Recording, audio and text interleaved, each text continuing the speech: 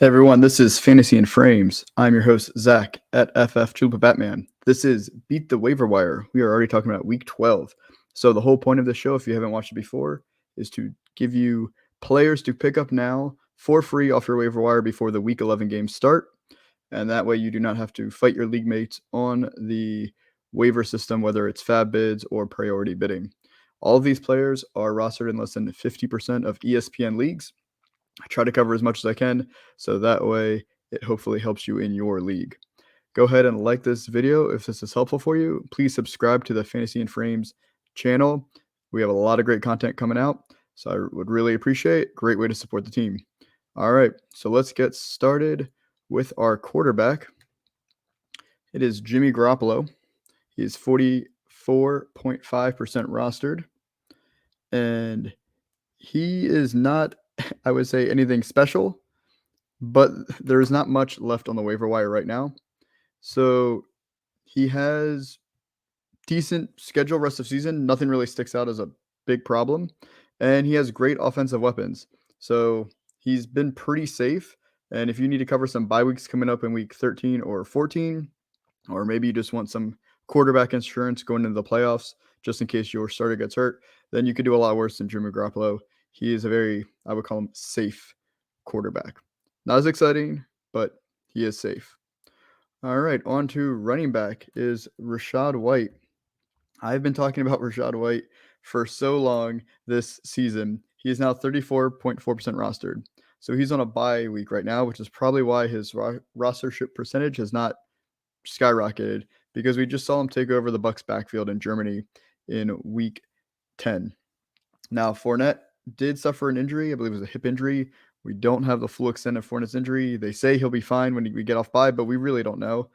And before the injury, I would say it was a pretty split backfield, which is a huge bump for Rachaad White. So he may only get 50% of the snaps, maybe 50% of the running back touches coming out of the bye week, but that's still a huge improvement, and he has looked better than Fournette. So you must pick up Rachaad White now if he is available in your league. Stash him on your bench, and let's see what happens in week 12. Moving on to wide receiver, we have Nico Collins. So he is a freak athlete based on his size and speed, if you don't remember him coming out of college. And he may be taking over the wide receiver one role from disgruntled wide receiver Brandon Cooks. So Collins missed weeks 8 and 9 due to injury. He came back last week in week 10 and had 10 targets compared to Cook's 7. Not a huge deal. It's 1 week, but let's see what happens. Stash Collins now. Let's see if he ends up leapfrogging Cooks here in week 11. Like I said, you could do a lot worse than Collins. He's very talented. There's not a lot of target competition other than Cooks, who just doesn't seem to be happy right now. So pick up Collins. All right, at tight end, Isaiah Likely.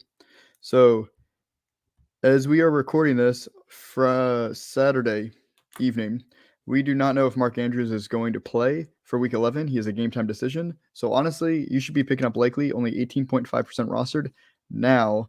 And let's see what happens to Andrews. Even if Andrews ends up playing, I think you should stash Likely on your bench, and let's see how this week goes.